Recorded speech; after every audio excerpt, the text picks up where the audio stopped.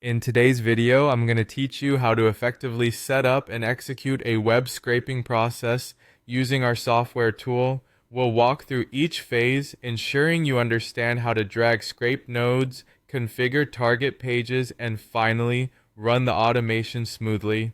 Whether you're a beginner or just need a quick refresher, by the end of this session, you'll have everything you need to start scraping data efficiently.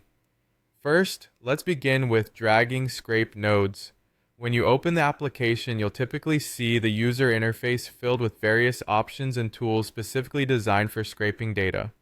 On the left side, there should be a section listing available nodes. These nodes are essentially the building blocks of your scraping flow, each performing a specific action or task. To get started, simply click on a node that suits your needs and drag it to the main workspace. Imagine these nodes as ingredients in a recipe. You'll want to choose the right combination to ensure you capture the data you need accurately. Feel free to rearrange and connect them in ways that fit the specific structure of the website you're targeting. This intuitive drag and drop method helps keep the process clear and manageable, even if you're dealing with complex workflows. Now that our nodes are in place, it's time to configure target pages. Think of configuring these pages like selecting the precise locations from where you want to collect your ingredients. Double-click on your desired node to bring up its configuration settings. You'll need to input the URL of the page you plan to scrape initially. Keep in mind to double-check the URL to ensure accuracy. Sometimes a small typo can throw off your entire procedure. After entering the URL, guide the tool to pinpoint exactly which pieces of information it should retrieve.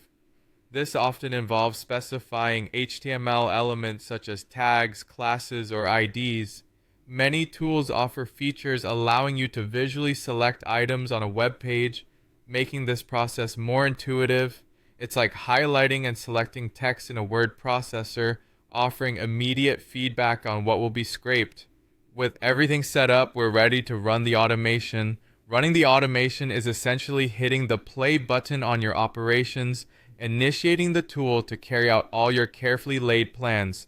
Before you proceed, it's a good idea to review your configurations once more. Make sure all nodes are connected correctly and check the target areas on your pages one last time.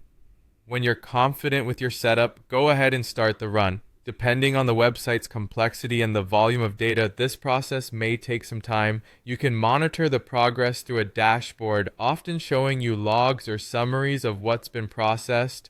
If issues arise, most tools will alert you, giving you a chance to pause and adjust settings. And there you have it. From dragging your nodes, configuring your targets, to hitting that start button, you've successfully set up a web scraping operation. Thank you for tuning in today, and remember, the more you practice, the more efficient you'll become. Happy scraping!